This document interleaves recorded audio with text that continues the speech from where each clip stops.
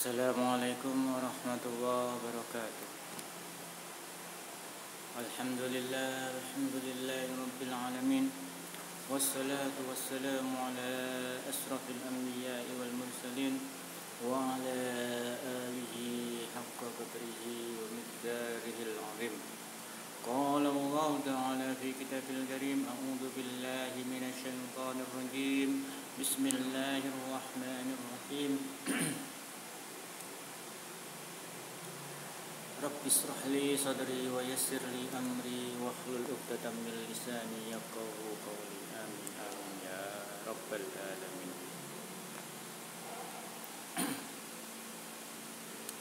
Pertama-tama marilah kita panjatkan puja dan puji syukur kehadirat Allah yang mana pada hari ini kita diberi kesehatan oleh Allah. Pada hari guru ini kita diberi kesehatan. Pak Guru masih bisa mengajar, masih hidup. Alhamdulillah.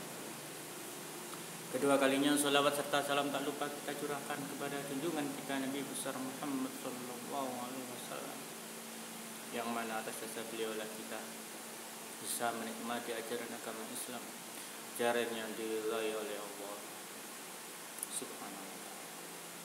Pada kali ini Pak Guru akan menerangkan pelajaran 3 aku anak soleh. Anak-anak, tahukah kamu apa itu anak soleh? Semua pasti tahu. Anak soleh adalah anak yang berbakti kepada orang tua, berbakti kepada Allah, berbakti kepada gurunya.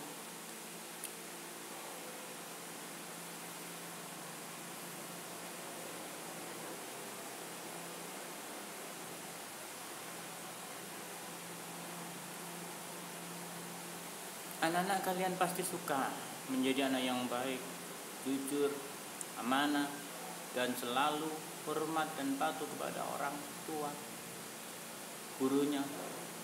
Tahukah kalian keuntungan menjadi orang yang baik? Ayo ikuti pelajaran ini, insya Allah kalian akan menjadi anak yang baik dan disayang oleh Allah.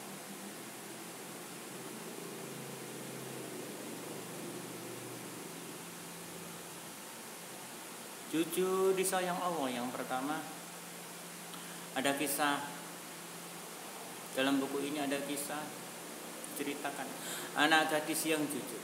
Pada suatu malam, Khalifah Umar ditemani pengawalnya berkeliling negeri untuk melihat dari dekat kehidupan rakyatnya sampai di pinggiran kota Mekah. Khalifah Umar tertarik melihat sebuah gubuk kecil. Beliau mendengar suatu percakapan. Khalifah Umar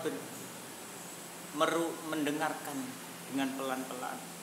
Jangan sampai orang yang di dalam tahu kalau Khalifah Umar mendengarkan percakapan anakku. Anakku, ibunya bilang seperti itu kepada anaknya. Anakku, malam ini kambing kita mengeluarkan susu sedikit sekali. Ini tidak cukup, nak, untuk memenuhi permintaan pelanggan besok pagi.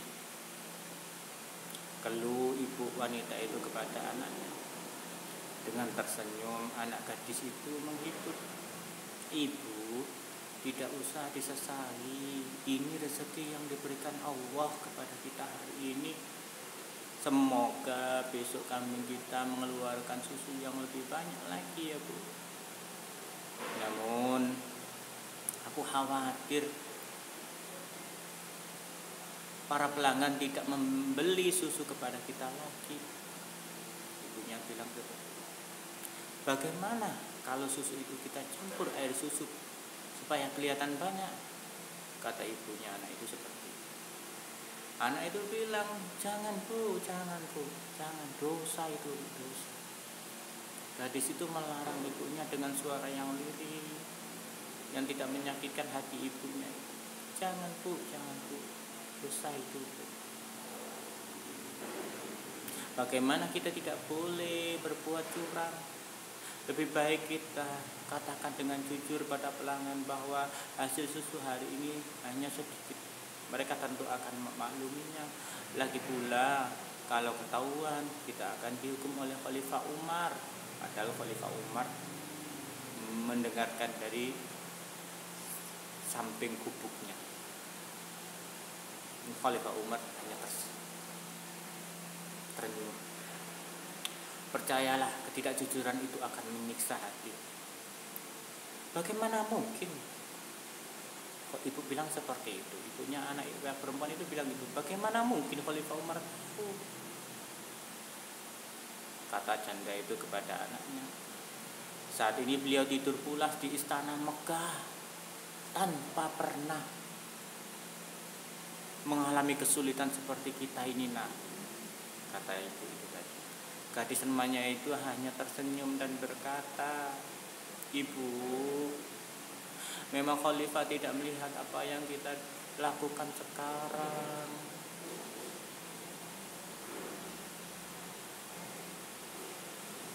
Tapi Allah Maha melihat, Ibu. Allah tahu, Ibu. Semuanya dicatat oleh Allah, Ibu. Setiap gerak-gerik makhluknya, meskipun kita miskin, jangan sampai kita melakukan sesuatu yang dimurkai Allah itu. Dengan nada lirih, anak itu bilang kepada ibu. Dari luar kubu Khalifah Umar kagum dengan kejujuran gadis itu. Ternyata kemiskinan tidak membuat berbuat curang. Keesokan harinya Khalifah Umar memerintahkan beberapa orang untuk menjemput wanita pemerah susu dan anak gadisnya. Beliau bermaksud akan menikahkan putranya dengan gadis yang jujur itu. Allah Subhanahu wa taala sangat senang kepada orang yang jujur, yaitu yang tulus dan lurus hatinya, tidak curang.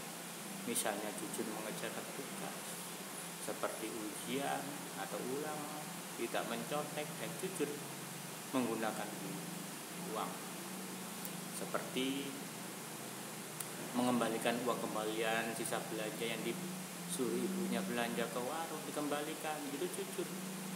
Mengatakan sesuatu dengan jujur, mengakui kesalahan, seperti pertanyaan guru, apakah kalian belajar di rumah? Apabila tidak belajar, katakanlah dengan jujur, saya tidak belajar.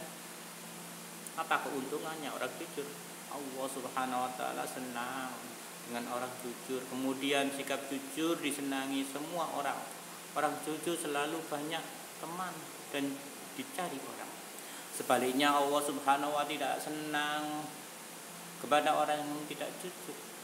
Dan orang tidak jujur akan dibenci semua orang. Semua orang akan menjauhi kalau orang tidak jujur, suka berbohong.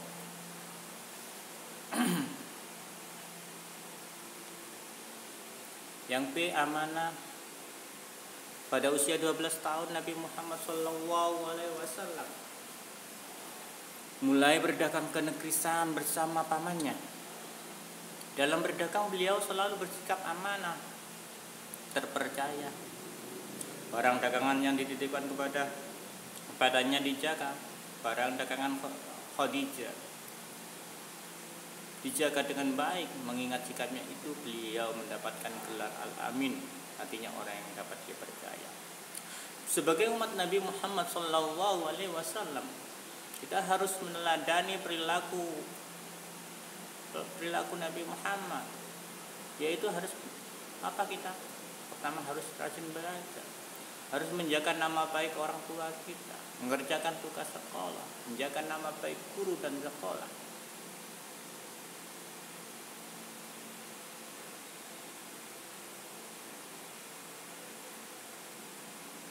Tugas kamu halaman 26 adalah menjelaskan ciri-ciri siswa yang amanah. Yang kedua, menjelaskan teman yang tidak amanah. Itu kutulis.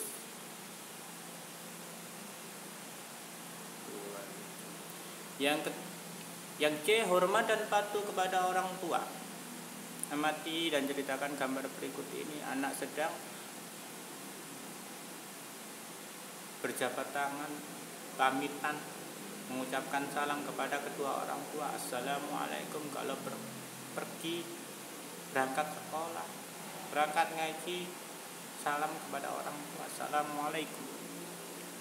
Ayah dan ibu telah berjasa mengasuh dan memelihara kita. Kita harus patuh kepada mereka berdua. Hormat dan patuh kepada orang tua adalah perintah Allah. Allah berfirman dalam Al-Quran yang artinya, dan kami perintahkan kepada manusia agar berbuat baik kepada kedua orang tuanya. Ibu telah mengandungnya dalam keadaan lemah, bertambah lemah, capek, mengandung 9 bulan lamanya, dan menyapinya dalam usia 2 tahun. Bersyukurlah kepadaku dan kepadaku kedua orang tuamu, hanya kepada akulah kembali. Surat Al-Luqman ayat 14. Beberapa contoh sikap amanah dan menghormati dan patuh kepada orang tua. Pertama, patuh dan taat bila dinasihatinya. Yang kedua, rajin sholat dan belajar untuk memenuhi harapannya. Yang ketiga, sanggup membantu di rumah sesuai kemampuannya. Yang keempat, selalu ingat untuk mendoakan seperti doa berikut ini. Allahumma ufirli wali walidayya warhamhuma kama rabbayani shaghira. Ya Allah, ampunilah aku dan ampunilah kedua orang tuaku. Sayangilah mereka sebagaimana mereka menyayangi di waktu kecil. Ucapan berdoalah setiap selesai sholat. Allahumma firli wali walidayya warhamhuma kama rabbayana shaghira. Jangan sampai tidak mendoakan kepada orang tua, karena jasa kita sangat besar karena jasa orang tua sangat besar kepada kita.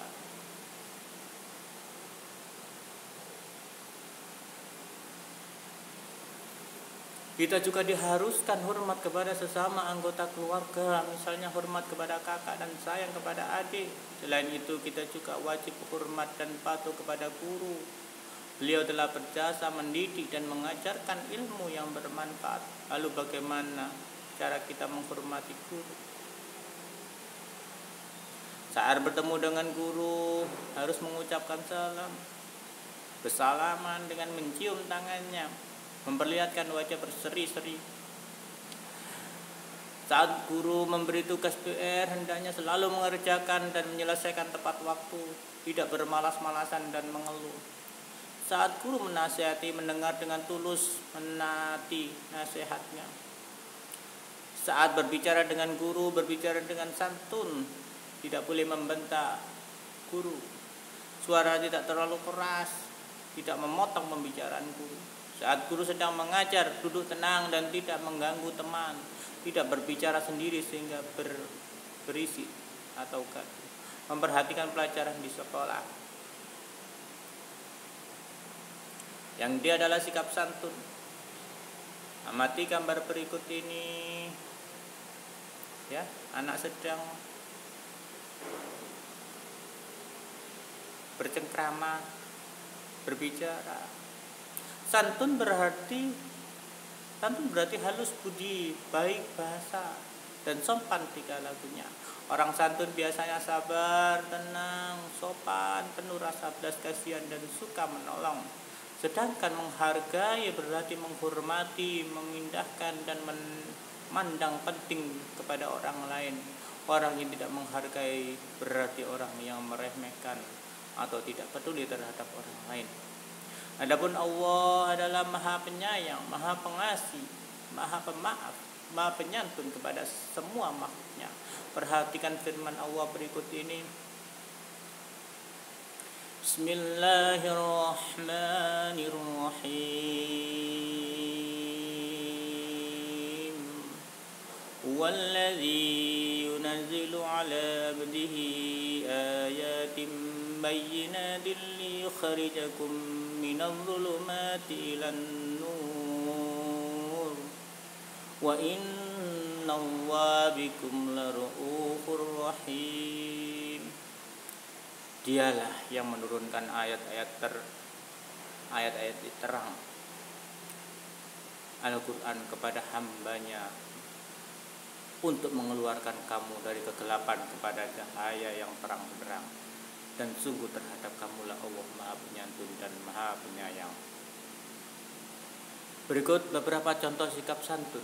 Mengucapkan salam, selalu memperhatikan dan bermuka manis berseri-seri saat bertemu orang lain, saat berjumpa dengan temannya. Rasulullah Shallallahu Alaihi Wasallam bersabda yang artinya, janganlah sekali-kali kamu meremehkan sesuatu kebaikan walaupun hanya dengan muka manis bila kamu bertemu dengan saudaramu. Berbicara dengan lembut dan tenang, suara tidak terlalu keras dan tidak menyakitkan. Sabar saat mendengarkan teman berbicara, hindari kata-kata kasar, keras dan kotor yang dapat menyakitkan hati orang lain. Peduli terhadap keadaan teman dan suka menolong kesulitannya. Apabila ada yang sakit dan terkena musibah, usahakanlah untuk menjenguknya. Berteman tanpa pilih kasih, bersahabat dan bermain dengan siapa saja. Kaya, miskin, normal, cacat, buruk, bangsawan, rakyat jelata dan sebagainya. Tidak mencela dengan perkataan yang buruk, rendah hati dan bisa menerima dengan hati tulus.